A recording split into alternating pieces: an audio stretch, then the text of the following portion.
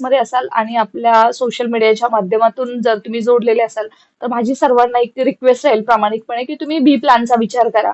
किती जरी तुम्हाला असं वाटलं, की आता हातामध्ये तोंडात आलेला घास आहे, तर तो कधी हिरावून घेतला जाईल, किती वेळ लागेल तो तुमच्या तोंडात पोहोचायला आणि डायजेस्ट व्हायला, याला म्हणजे त्याला काही माहीतच नाहीये. आणि सर्वच न माहीत नसलेली जगातील एकमेव भरती म्हणजे शिक्षक भरती, ज्याची प्रथमतः परीक्षा होते आणि नंतर मात्र जाहिराती येतात. किती परीक्षा होतात राज्यामध्ये नव्हे, आपल्या इंडियामध्ये.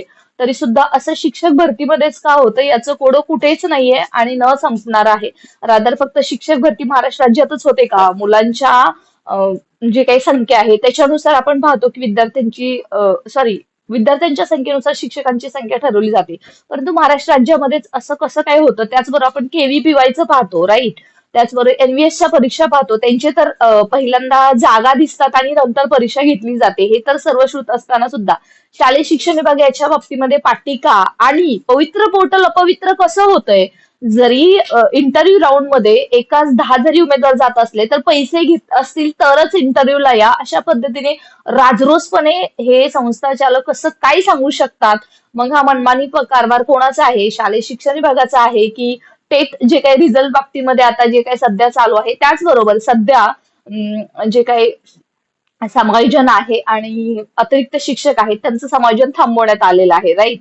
कारण इंटरव्ह्यू राऊंडच्या संदर्भात नव्हे, त्याचबरोबर बाकीचे जे काही 15 मार्च 2024चा जी आर आहे त्याच्या संदर्भात कोर्टामध्ये केस पेंडिंग आहे, तरी सुद्धा काही शिक्षकांचं समायोजन मात्र चालू आहे.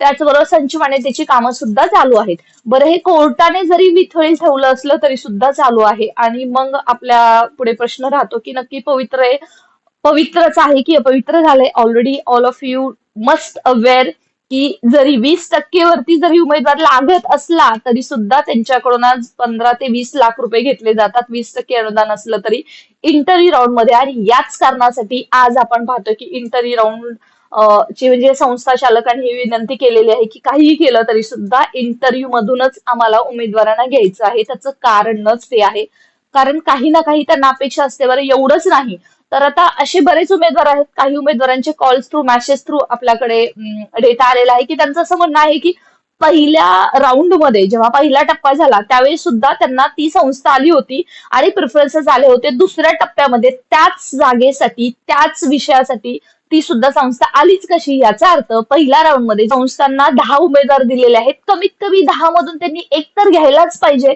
हे तरी त्यांनी नियम केले पाहिजेत. तसं सुद्धा नाहीये. ते 10ची 10 उमेदवार नाकारू शकतात, हे वास्तव आहे. आणि मला असं वाटतं